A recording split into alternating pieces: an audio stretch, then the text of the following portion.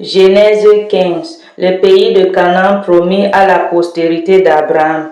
Le verset 1. Après cet événement, la parole de l'Éternel fut adressée à Abraham dans une vision.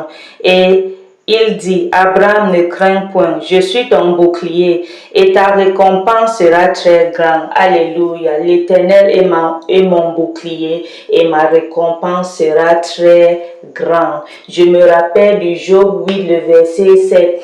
Il dit, ton ancienne postérité semblera peu de choses, mais celui qui a été réservé sera bien et plus grand. Alléluia.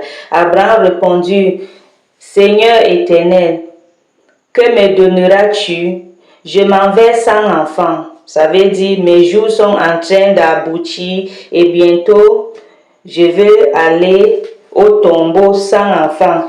Et l'héritier de ma maison, c'est Élisée de Damas.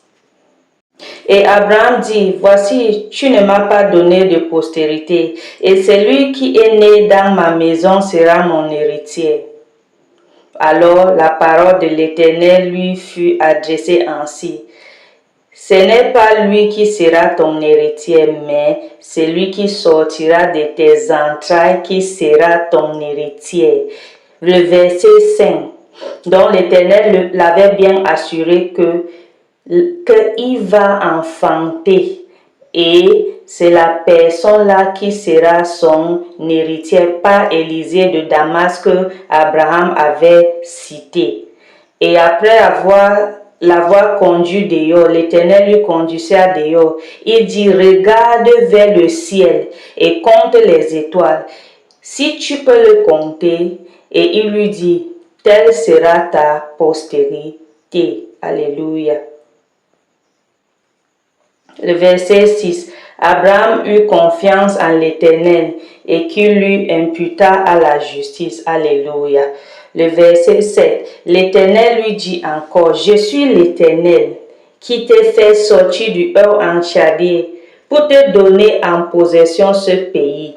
Abraham répondit l'Éternel, à quoi connaîtrais que je le posséderai?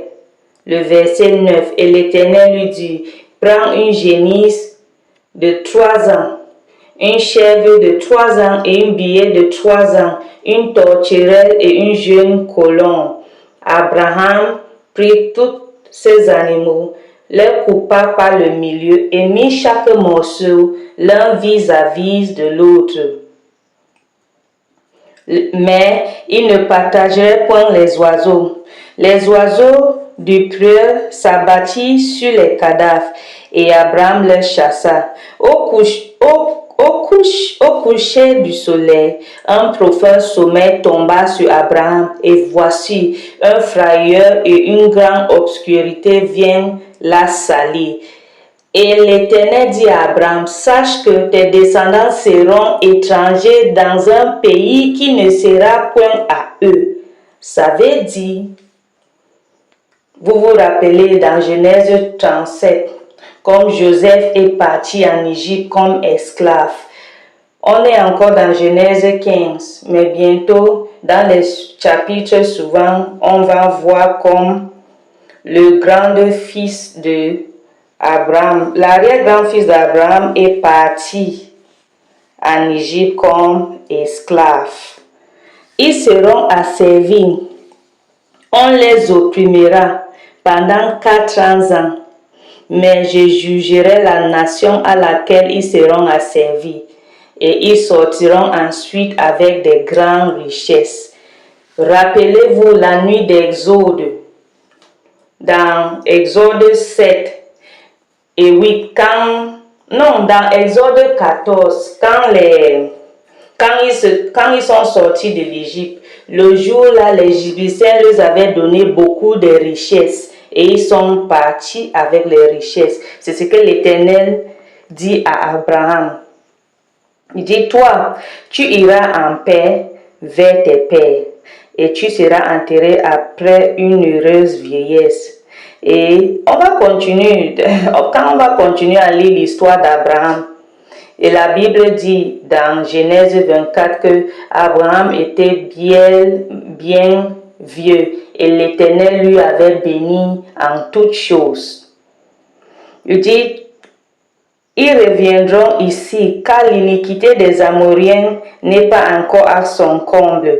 Quand le soleil fut couché, il y eut une obscurité profonde, et voici, ce fut une fournaise fumante, et des flammes passent entre les animaux partagés. En ce jour-là, l'Éternel fit l'alliance avec Abraham et dit, je donne ce pays à ta postérité. Depuis la fleuve de l'Égypte jusqu'au grand fleuve où la fleuve du Euphrates, le pays des Kéniens, des Kénisiens, des Camoniens, des Hétiens, des Phérésiens, des Raphaïm, des Amoriens, des Cananiens, des Gougassiens et des Jébusiens. Si vous vous rappelez, dans Exode 3, quand l'Éternel avait apparu à Moïse, il a dit à Moïse, il a mentionné les tribunes à Moïse qu'il veut que Moïse va délivrer les enfants d'Israël dans les mains des Égyptiens pour les amener dans un pays qui coule du lait et du miel. Et il a mentionné les tribunes, ce qu'il est en train de dire à Abraham 4 ans avant l'exode des Israéliens en Égypte. Amen.